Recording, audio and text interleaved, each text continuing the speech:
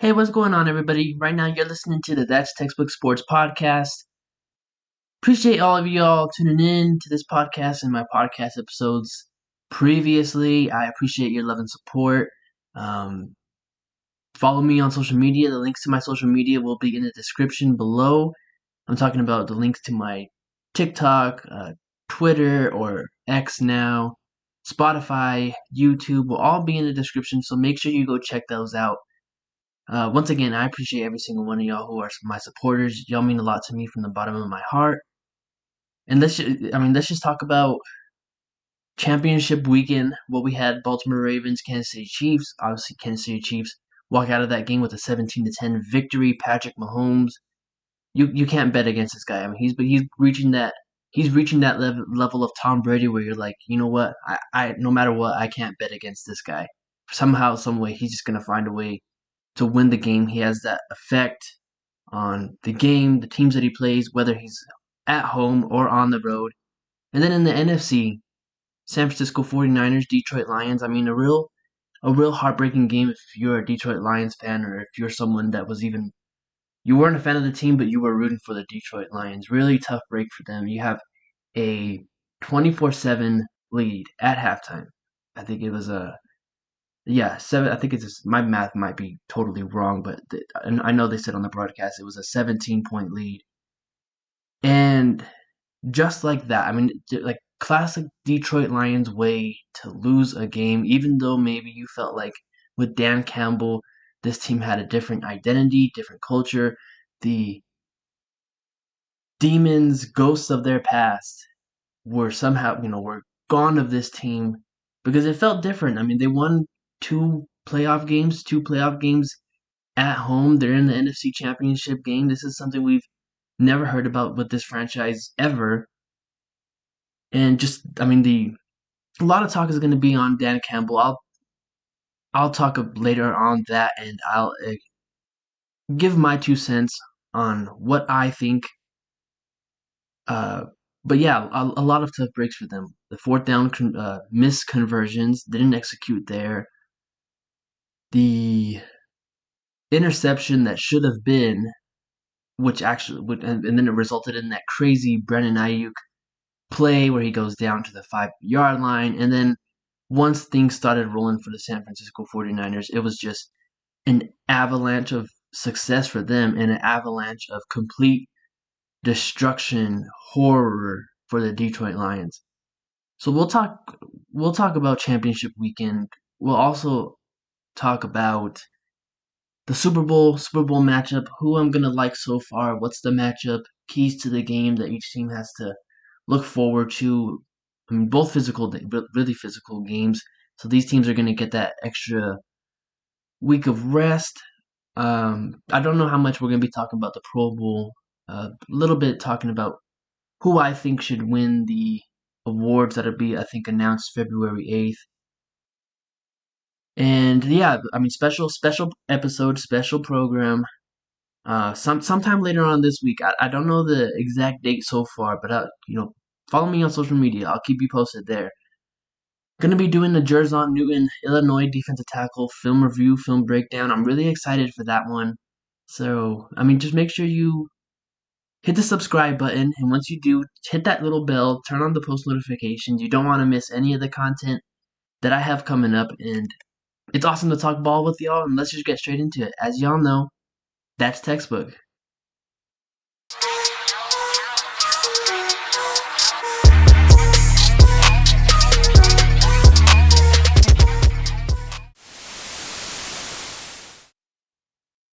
So championship weekend has wrapped up. That concludes it. Now we're looking at forward to the Super Bowl, San Francisco 49ers, Kansas City Chiefs. But let's talk about championship weekend for a little bit. And let's talk about the game that we just saw recently. San Francisco 49ers and Detroit Lions. Now, in the preseason, when we were talking about who's going to represent the NFC to go to the Super Bowl, I would say a majority of the votes were going to Philadelphia Eagles, and then if it wasn't the Philadelphia Eagles, it was going to the San Francisco 49ers. Now, some may have had the 49ers first, and then the Philadelphia Eagles second. So, I mean, no really kind of surprise there, but you do have to give props credit to the San Francisco 49ers. They're heading on to the Super Bowl, and now a lot of the talk's going to be about Brock Purdy, right? The label on Brock Purdy throughout the media is he's a game manager, right? And he really doesn't have any of these characteristics that really separates himself from the rest of the pack in the NFC and really in the NFL. Like if we're to like we shouldn't be comparing Brock Purdy to those studs that we saw in the AFC, right? Like to those likes of quarterbacks necessarily. But and here's where I've given Brock Purdy a lot of credit is like the things that we either don't see or take for granted, like throwing with anticipation, having his throwing mechanics are really fluid. He's a quick processor. He gets the ball out quickly. He can he can see sometimes what the defense is doing pre-snap and recognize, okay, safety's rotating over here, we've got the matchup over there. Or defensive backs rotate here, I've got this leverage, I can throw right here, right? And but or I should say, now a lot of people will give him the game manager label because they say when the game, for the game, we just don't want you to mess things up, right? Just do what you have to, and we can still win the game with the rest of the roster that we have. And Brock Purdy gets a lot of, I would say, hate because what he has on his roster, right? Like he has George Kittle, Christian McCaffrey, Brandon Ayuk, right? Debo Samuel. He has all these weapons that he can rely on, throw to, and so that really isn't helping his case for him not being a game manager, right? But like I say, the things he does, like anticipation, the small little things that you look for and scout in a quarterback, he does really well. Is there anything imposing like with his athletics or his talent that he has? No, not necessarily. And throughout Brock Purdy's 10 years as San Francisco 49er so far, and I'd say up to this moment, have we said, wow, they won that game because of Brock Purdy? No, but I think in this NFC Championship game, like we can give him a little credit. Like, yeah, it was as much the Detroit Lions kind of really messing things up and the San Francisco 49ers having that type of luck, right? Because if that pass gets intercepted, that Brandon Ayuk miraculously caught and he gets down inside the 5-yard line, it goes through the Detroit Lions defenders' hands and hits him right in the face. Like if that pass gets caught, we may be having a different conversation because that Detroit Lions offense was humming. The run game was working well. Jared Goff was dialed in, making the throws that he had to. And everything offensively for the Detroit Lions and even defensively was going their way kind of up until the fourth down misconversions and of course the Brennan Ayuk catch. But going to Brock Purdy, is QB wins a stat? Listen, it's a stat as much as some of us may hate to recognize it. It still is a stat, but how much value and significance are we putting into that, right? Because we understand what type of weapons Brock Purdy has. Now, in this game, I'll say when weren't going right, the offensive line, that pocket was getting collapsed and it was getting pretty collapsed quickly. He made the plays that he needed to with his legs in a very untraditional Brock Purdy way. And that we have to give him credit for. Now, was it what we saw in the regular season? No. When I watch his play and I rewatch the film on him in the postseason compared to what he's done in the regular season, he's a completely different player. Now, defenses may have found something that maybe the general audience doesn't know of or hasn't seen yet that they can attack with Brock Purdy. If I had to point one thing out, I would say he's a lot smaller of a quarterback. So when you collapse the pocket, maybe he kind of gets he kind of panics, gets nervous, makes errant reads, makes errant throws. Maybe he's going from 1 to 2 too quickly, and with the Alex Anzalone interception, and then you even look at the Green Bay Packers game, right? That's a scary pass that he threw to Jawan Jennings, but it still somehow got caught, right? So even all that said, he's made some plays, but when you collapse that pocket, he becomes a different player. And in the postseason, he's become a different player. Now, maybe that's Brock Purdy trying to say, "Hey, I know what the talk is about me, so I'm gonna do things differently to prove everybody wrong." And in the postseason, and even in general, but especially with the postseason, you just really have to play your strengths and your game. Because if you're trying to do something outside of that, you're gonna get in trouble. 49ers haven't so far, but there's still one game left. Like you have to go slay the beast. This is you're going up against Kansas City Chiefs. They just won a Super Bowl. They are the defending champions.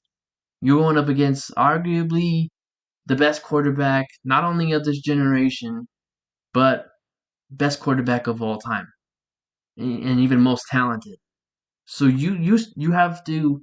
You still got one game left, even though you won the NFC Championship game. There's still you have still have to beat Mahomes and you have to win the Super Bowl, especially with the roster that they have. But listen, he made the plays when he needed to, as much as some may hate to agree with it, because he made a lot of plays with his, and it was, like I said, very untraditional Brock Purdy way with his legs. Now for this San Francisco 49ers team, am I confident with them going into the Super Bowl? No, I'm not. I think Chase Young, most notably, needs to play better. Like Bosa and that defensive line in general up against the Green Bay Packers, they didn't have their best game. Okay, you had a couple of weeks of rest. You had some rest. Got to be better this game. And Bosa was better this game. He had 2 sacks, really huge plays. He may have on that fourth down play where Reynolds drops the ball. He may have you know disrupted Jared Goff because Goff sees him from the blind side and kind of sped him up a little bit more quickly than he needed to. So Bosa played well, but Chase Young, if the Kansas City Chiefs want to win the Super Bowl, they should just run at Chase Young because he gives absolutely zero effort in run defense. Um, he has I guess his only go-to move in uh, pass rush is to use his speeds and athleticism. And when you've had the injuries that he's had at his size, it's very hard to come back from it and still use what worked before.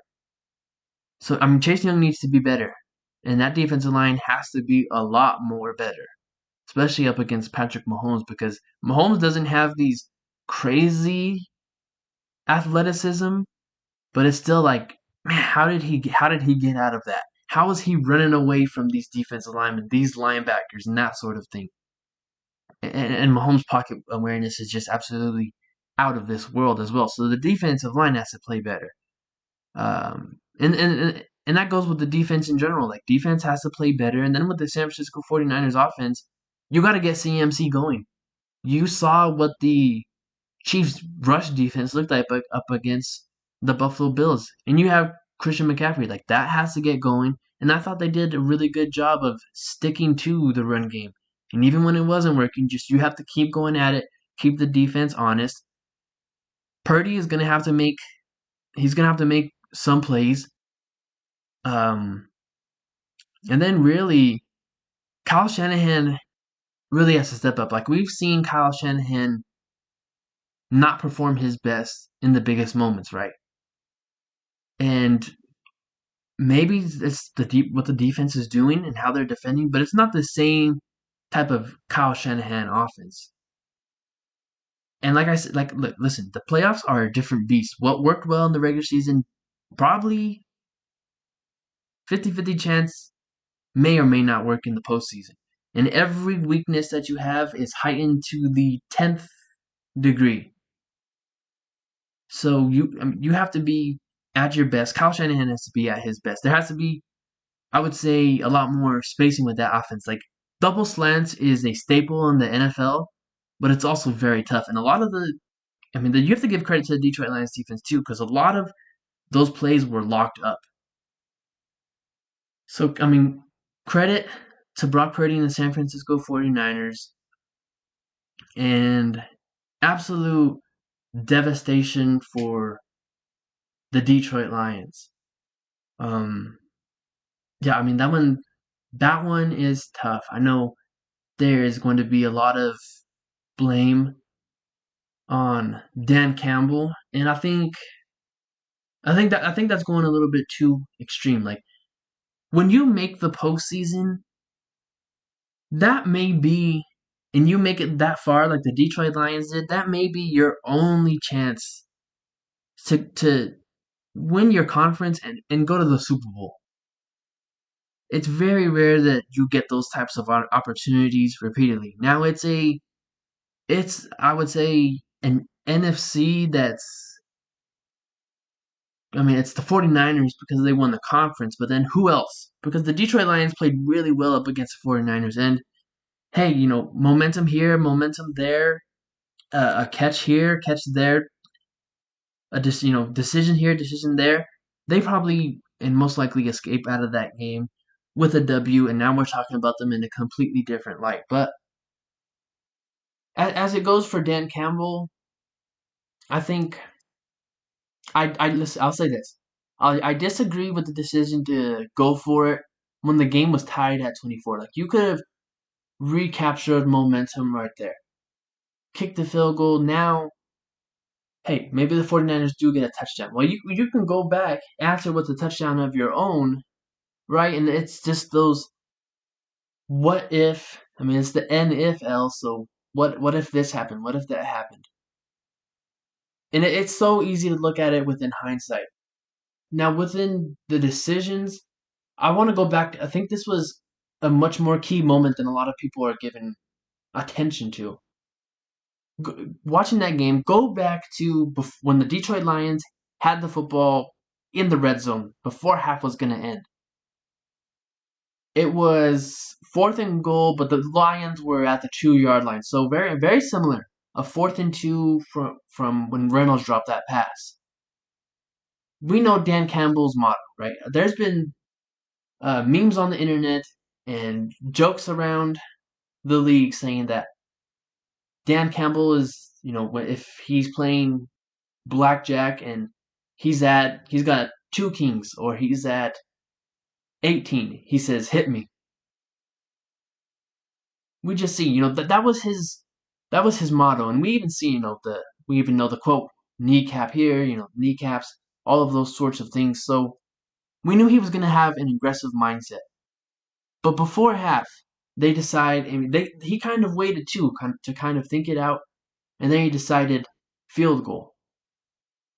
They make the field goal, but a lot of people that I saw on social media were saying, go, you have to go for it there because they had complete control of that game on every side of the game, special teams, offense, defense, running game was working well. I mean, Gibbs was on a different level, on a different gear too. Goff was locked in. They score a touchdown there, completely knocked the wind out of San Francisco. It feels like a gut punch. The stadium was absolutely quiet. You could hear a pin drop there. Felt like on that San Francisco 49ers sideline, you saw their body language and the looks on their faces. So had the Lions scored a touchdown there, which I think they most likely would have, because I felt very comfortable if on that 4th and goal from the 2, if they ran that ball, I felt like, okay, there's a good chance they score in this game. That the fat lady she hasn't sung yet, but she's warming up her vocals. The key moment, and then so he decides not to go for it there, and then the rest of the time they go for it. So I'm thinking maybe he was in the mindset of, man, at halftime he's in the locker room thinking, man, I should have gone for it there. We could have really put this game close to ice. And so in the second half, we're gonna go for it. We're gonna keep that same mentality. I can't, I broke character, but now I'm gonna go back to it. And it was a key and pivotal moment. And listen, what Reynolds catches that pass, then we may be talking about this game in a completely different way. And then he had consistent drops. So for the San Francisco 49ers, it was Ayuk makes that fantastic catch. Now everything is like an avalanche of success and everything's going our way. But as for the Detroit Lions, it was an avalanche of what could go wrong went wrong, right? they score that touchdown with Ayuk. Then Gibbs fumbles the next play. Reynolds somehow now isn't catching routine passes. And so, did I agree for him going for it when the game was tied? No, I didn't. I think right there you got to take the points. But if the kicker misses, then everyone's saying, "Oh well, why didn't you go for it there?" Dan Campbell, he usually likes to go for it. He has that mentality. And listen, I've watched games and seen the reactions from the media and fans when the coach decides the field goal is just enough and they're going to play it safe. Instead of giving their players the opportunity, which I love, is to give your players an offense that opportunity to say, hey, I trust you.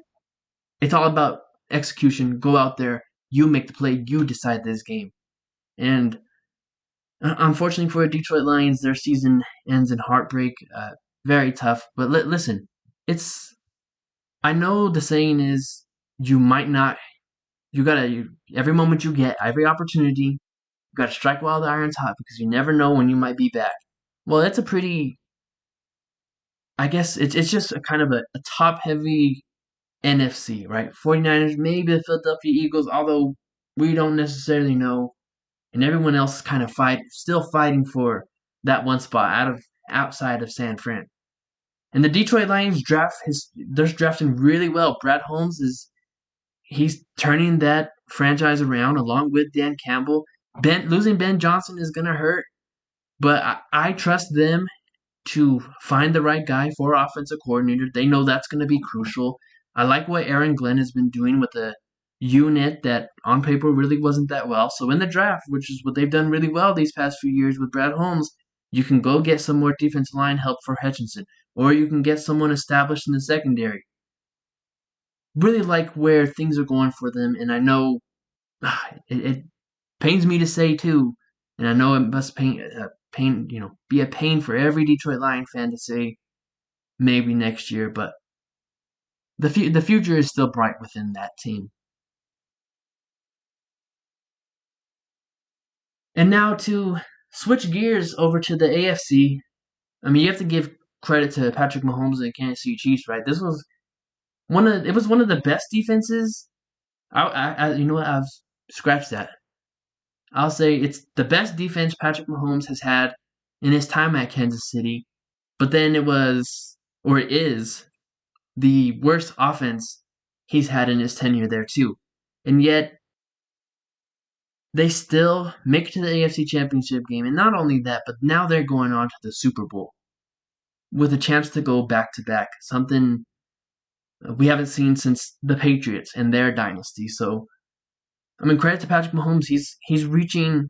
I won't say he's at that GOAT status yet, just because I still think Tom owns it, and rightfully so. His longevity and the Super Bowls, everything he's accomplished, right? Although Pat in a couple of years is going to make that case, but I'll say Mahomes is the best quarterback of this generation. Is he the most talented? Yes, I think confidently I can say he is the most talented. Like Brady does a lot of things really well, right? But I think with Mahomes and what he does outside the pocket and his off-platform, off-schedule throws, all of that. But talking about this game, I mean, the Chiefs coaching staff has to get a lot of credit. And when I talk about the coaching staff, I'm mainly we give a lot of credit to Reed too, but I'm mainly talking about Steve Spagnuolo because we saw what their run defense was up against the Buffalo Bills, and when we compared the Bills' offensive line to the Ravens, we would take the Ravens' offensive line 10 times out of 10, and yet they stopped that run game. And with the Baltimore Ravens, one of my concerns with them was when you blitz them and you eliminate the rush lanes for Lamar Jackson, so those defensive line had to be really sound in their gap integrity. They don't have any answers for it, and when you're being blitzed, there's usually hot routes, like something really quick to get the ball out of the quarterback's hands, so that way he doesn't have to do his drop, wait for a long developing play to get open. And the Chiefs just put the blueprint out there. No explosive plays. That didn't happen for a huge majority of the game.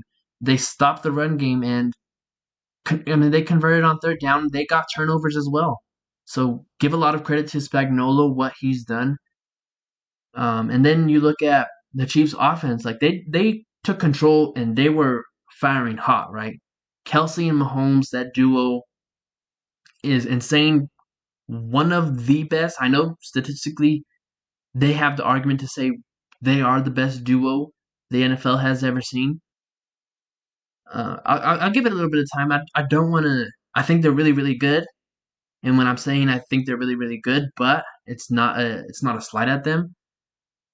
But sometimes we kind of it's overreaction Monday. Sometimes we're kind of in the moment with these things, but still credit to them. And offensively, like I said, they were going out really hot. Things were getting going. They were able to do anything offensively. Run the ball, which is something I didn't think they were going to be able to do, but they did. And then Kelsey in the matchup with Kyle Hamilton, Kelsey, both had their moments, but Kelsey with those 11 receptions and what they were able to do in the first half really spoke volumes for the rest of the game. But I mean, the Ravens they also made their adjustments too, right? The Kansas City Chiefs they only can't hold the Kansas City Chiefs to 17 points, and the points didn't score a single point in the second half. So Ravens did it's a moment where and something you can say where Ravens defense did their job, Ravens offense just didn't execute. And so talking about the Baltimore Ravens and how that season ended, it was very I know they won at least in 29 at least this year they won a playoff game as opposed to 2019, but still same thing. You were the best team in the NFL and you still didn't get to the Super Bowl.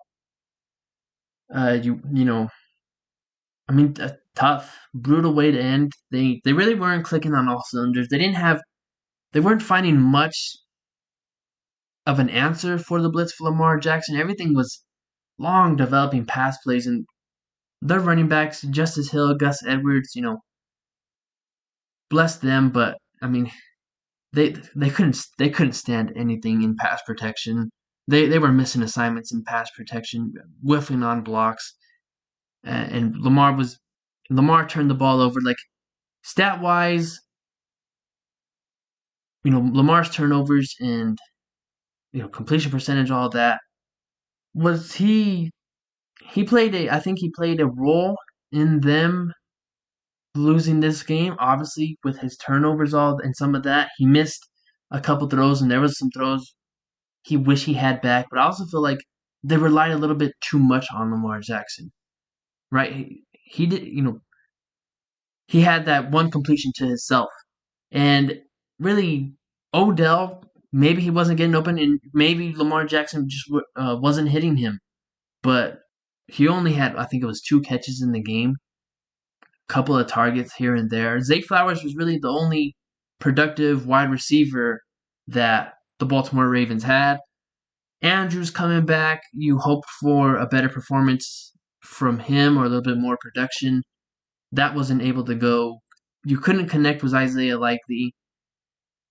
And that Zay Flowers fumble was, I mean, really significant because you felt, I mean, he had that huge play, and then he gets the taunting call, 15 yards back, but then he reaches for the end zone.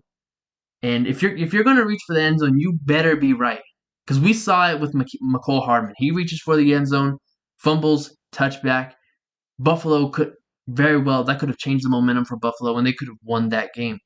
They weren't able to capitalize, and that was the game right there. When Zay Flowers fumbled the ball, that was the game because the Ravens defense was getting stops.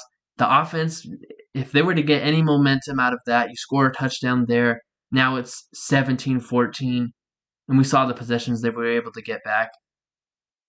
All your defense, even if it's 17-14, all you want your defense to get a stop, but if they can't get a stop, just hold them to a field goal. That way, it's still a one possession game.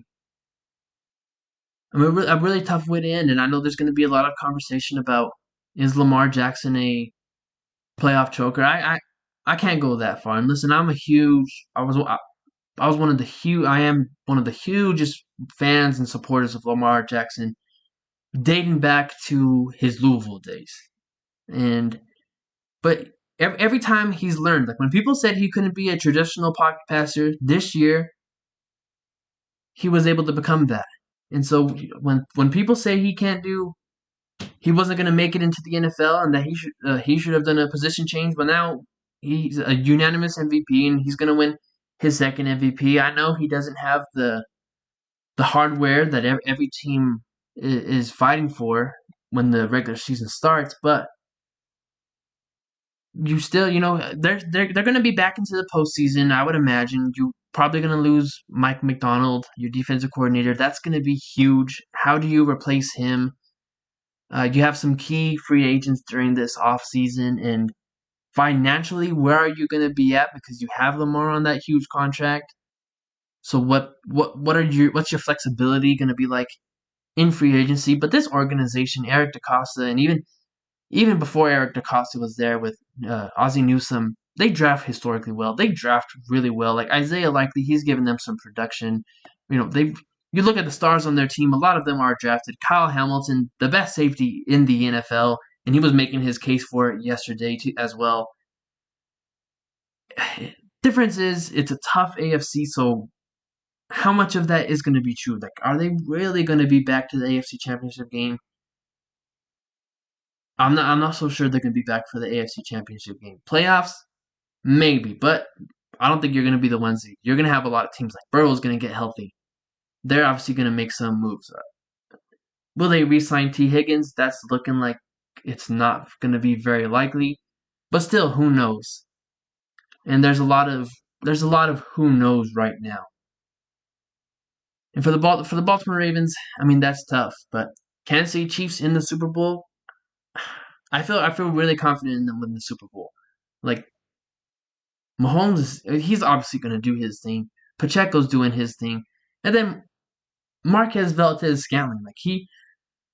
My key X factor for that game against the Baltimore Ravens was Marquez Valdes-Scantling, and he had the catch that sealed it all throughout the year. He wasn't being able to make those significant catches, right? We know in the Green Bay Packers and the Philadelphia Eagles game. But when it counted and when they needed him most, he made that catch. So it's going to be Kelsey, and then Rashee Rice, Marquez Valdes-Scantling are just going to do what they have to.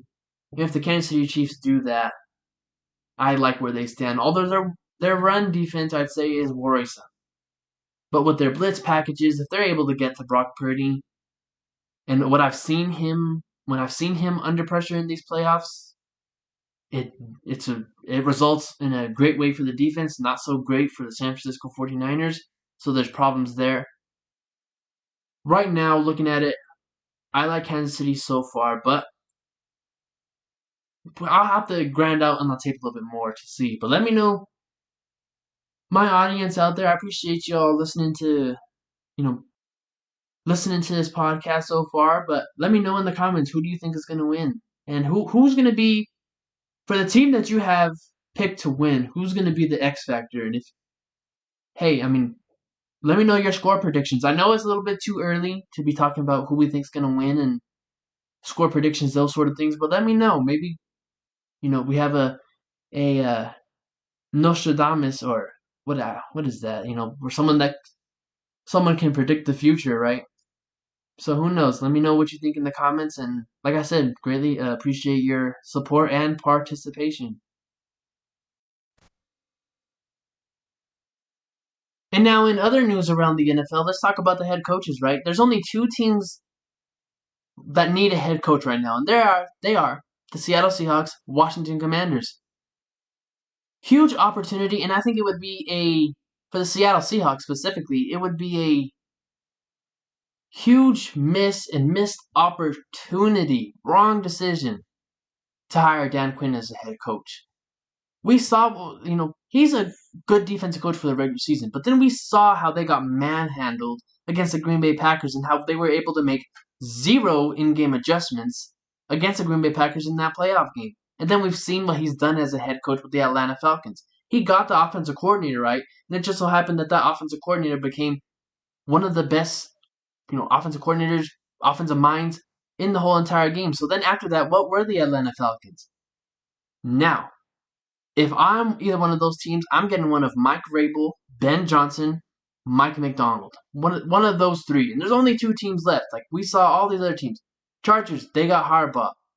Falcons, they got Raheem Morris. And I'll explain more why I think that's one of my favorite head coaches to get that opportunity. And I think the Falcons hit an absolute home run with that one. But to not get one of those, if you're the Washington Commanders and Seattle Seahawks, is a huge missed opportunity in really one of the best head coaching cycles we may have ever seen. Now, talking about the Atlanta Falcons, they to me made a huge splash, and there's a lot of scrutiny for it, right? Falcons, they'd interviewed Bill Belichick twice. Decided, nope, we're not going in that direction with Bill Belichick. We're going with Raheem Morris, the LA Rams defensive coordinator. But he's not only just a defensive coordinator, okay? I talked about Kyle Shanahan and the Atlanta Falcons earlier when I'm talking about the head coaches and Dan Quinn possibly being a head coach for the Seattle Seahawks. Now with rewind, flashback to 2016. Remember? Kyle Shanahan is on that Falcons offensive staff. He's the offensive coordinator. The wide receivers coach for the Falcons, right? And the wide receivers, when they had him, during that time, Mohamed Sanu, Julio Jones, we know Julio Jones and his talent, right? But Gabriel, those wide receivers performed really well. Do you know who the wide receivers coach was then? It was Raheem Morris. So you're hiring a head coach that Mike Tomlin, one of the greatest head coaches this game has seen, gave a shout out for. Said, I don't know why Raheem Morris doesn't have a head coaching job.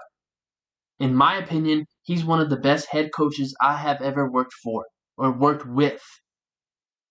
So then, and with Raheem Morris, he has an offensive background, but then he's also got this defensive background as well. Rarely ever do you see that in the NFL. His defensive background, he was the LA Rams defensive coordinator in the past 3 years.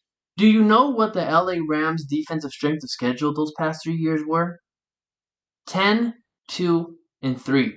Yes, I know. So, hold on. Before I get to my next point.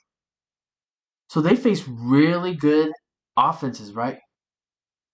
Now I know, and they performed. The Rams defense has performed pretty darn well. Now, in 2021, right, they had a pretty stacked roster overall, and especially on the defensive side of the ball. Well, and they're Super Bowl champions. The years preceding that year when they won the Super Bowl, roster was kind of a little bit torn down. The Super Bowl team is gone. Some of these guys are getting a little bit older in age. So the talent on that defensive unit from 2022, 2023, this past year, really wasn't that well. And yet they performed really good. Like, they were a couple plays away from beating the Detroit Lions. And even though that defensive unit didn't have a whole lot of talent, they had, a rookie on the defensive side of the ball become a defensive defensive rookie of the year candidate.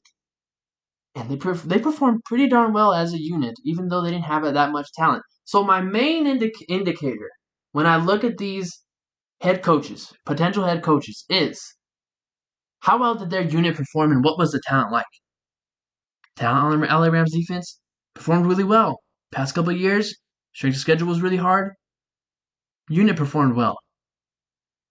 And when you hear Mike Tomlin give a shout out like that, like how he gave with Raheem Morris, significant. It has to have tremendous value because we know Tomlin's resume, right? And then here's when I look at indicators for head coaches and how well they're going to do. Like, as a head coach, you're the leader of men. And you have to have this effect, aura, kind of, to be like, if you're the captain of the mission, and let's say there's some of your members on that mission, they're like, oh, they're kind of impartial. They want to be ride or die with you, run through a brick wall for you, that kind of thing, right? With Raheem Morris, he has that. For me, I would say he has that effect where you're like, okay, we have this. He's our head coach. We're gonna run through a brick wall for him. And you've seen the shout out Jalen Ramsey gave him too, right? Jalen Ramsey said that's one of the best. That's one of the best coaches I've been around. And then Falcons player texted one of the journalism, some person in the media saying, "I'm glad that they got that hire done. He was the one I was looking for." So Raheem Morris, and then what they did with the offense coordinator too. He's gonna pick from the Shanahan tree, right? And the offense coordinators, we've seen how well that Shanahan tree has done too. So you hire Zach Robinson, who was the passing game quarterback coach from the LA Rams, to be your offensive coordinator, and you have this double, you have the perspective experience on offense and defense. This is going to be a well-rounded out staff. And here's the one caveat, though. It's always every single team depends and relies upon the quarterback. What type of quarterback are you going to have? Could you potentially trade for a potential quarterback of the future who's young, but maybe in the organization that he was at before didn't get the right coaching, wasn't put in the right system, wasn't given that kind of chance? Maybe that is Justin Fields. And so if maybe it's, and who's to say if it is or isn't, right? It may be, it may not be.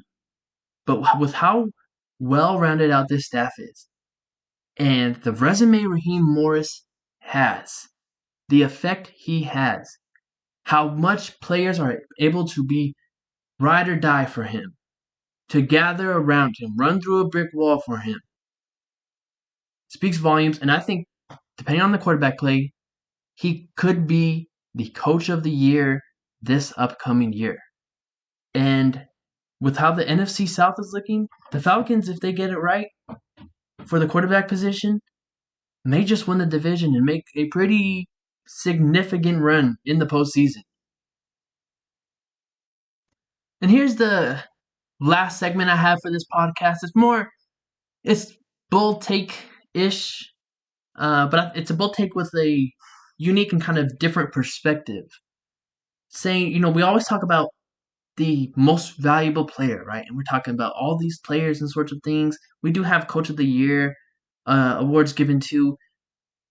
But here's my award, or I think something we should kind of pay attention to and look a little bit differently at how this one particular coach is affecting the rest of the league and their value to the rest of the league.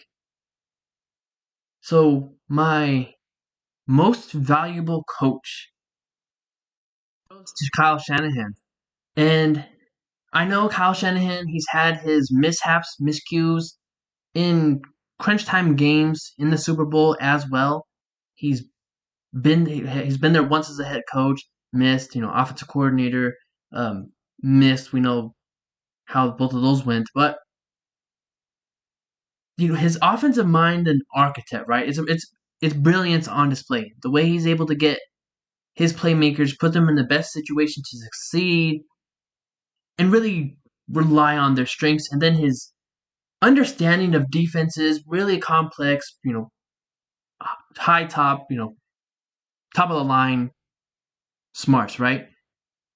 But also his effect for the rest of the league. Like you look at the hires right now in the NFL, it's offensive coordinator, offensive coordinator, offensive coordinator, offensive coordinator, offensive coordinator to be the head coach, right? Because that's the way the rest of the league is trending towards, right? And particularly we're seeing who the league is favoring for head coaches, and these offensive coordinators. They're before with the other team they were a QB coach, wide receiver coach. Then they got bumped up to offensive coordinator with a different team, and then potentially from there, from offensive coordinator to head coach, is Kyle Shanahan. The how many teams are like, let's get someone from the Shanahan tree and trying to put their hand in that basket to try to get something golden. It just speaks volumes to how I think how valuable a coach Kyle Shanahan is, not only to the San Francisco 49ers, but to the rest of the league. Now, if you're gonna be there, if you're in the comments saying, "Hey, you know, Ray, you're giving a little bit too much credit for Kyle Shanahan. He's a head coach that hasn't won a Super Bowl. His teams really have kind of underperformed in the big time moments. How can we say this guy is the most valuable to Andy Reid?" That's a very good point. And I'm not saying he's a better coach than Andy Reid or Bill Belichick or any of these other coaches. I'm just talking about something of value, because something is of value is when you have it, but then when you lose it, it's completely night and day difference, right? So this is, and I know if I were to say this argument right here, what would happen if Kyle Shanahan wasn't the didn't have the effect that he did in this league, wasn't there, kind of remained as a as a position coach, those sorts of things, wasn't a head coach, offensive coordinator, and didn't bring that type of offensive brilliance to the league for other teams to mimic and kind of pick off of, right? That's what I'm kind of trying to put in, I guess, emphasis on. Is I understand that there's a lot of coaches that have accomplished more than he has. I'm not saying he's better than any of these coaches. I'm just talking about his value and what he brings to the league and the rest of these teams. Because you look at it, right? Actions speak a lot louder than words. And the actions from these front offices, general managers, what they're looking for in a head coach is, of course, right? It's a copycat league, but it's someone as an offensive mind. But a lot of the offensive coordinators and assistant coaches are being picked from the Shanahan tree. Like, look at D'Amico, like Saleh, right? Defensive coordinator, really good. Now he's the head coach for the New York Jets. He's I know the quarterback situation hasn't gotten, it's been pretty ugly for the Jets, but he's a dang good head coach. And a really good, his defense performs really well. Whether he's the defensive coordinator and the head coach, doesn't matter. The defense still performs well. D'Amico Ryans, the favorite potentially to be coach of the year this year from Kyle Shanahan. Right? So we're seeing all these, and then, oh, well, this offensive coordinator, shiny, new, brings a different perspective, right?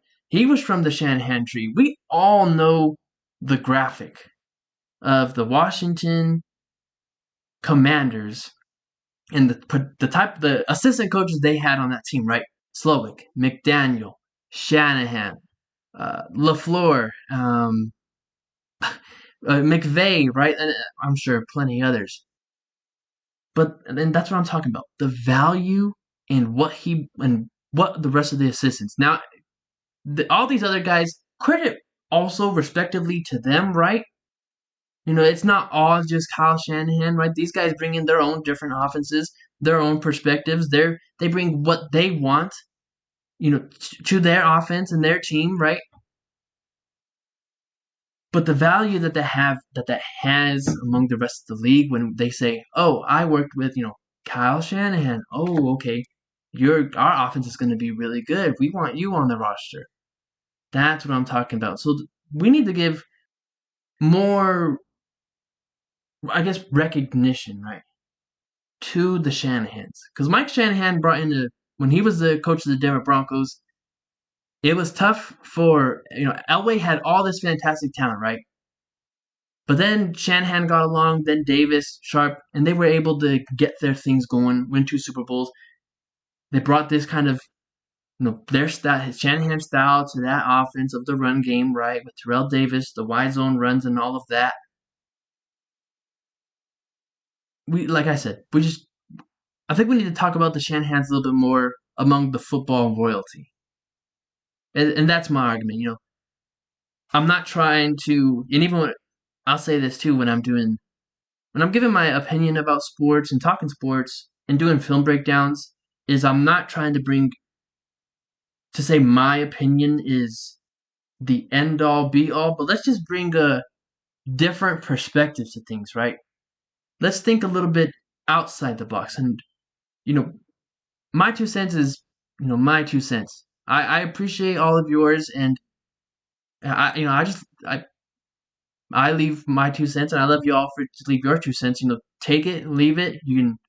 We can disagree with it, or we can agree with it or say, hey, this is kind of let's think about it this way, and all of those sorts of things. So in general, I love talking football, sports. That's kind of is my go-to. It's really my 24/7 what I do. I learned math through sports, timetables, counting, addition, subtraction, all of that. So, I that gives you a perspective and picture of I just love talking sports, football, basketball, and especially with all of y'all. It's a different happiness for me when I'm talking sports and getting to interact with all of y'all. So I appreciate it. Follow me on social media. The links to my social media will be in the description. Follow me on TikTok, Twitter or X, Spotify, YouTube. All of that will be in there. Like the video, hit subscribe, leave a comment down below on what you think, what's your take on any of the topics I discussed or I didn't discuss, or sports in general. I appreciate it. It means a lot to me. You all mean a lot to me. Have a fantastic day. Got Jerzon Newton, defense tackle Illinois, film breakdown in the coming days. I'll keep you posted. Follow me on social media so you can know more about that. But I appreciate y'all. God bless. Have a fantastic, wonderful day. And until next time, that's deuces.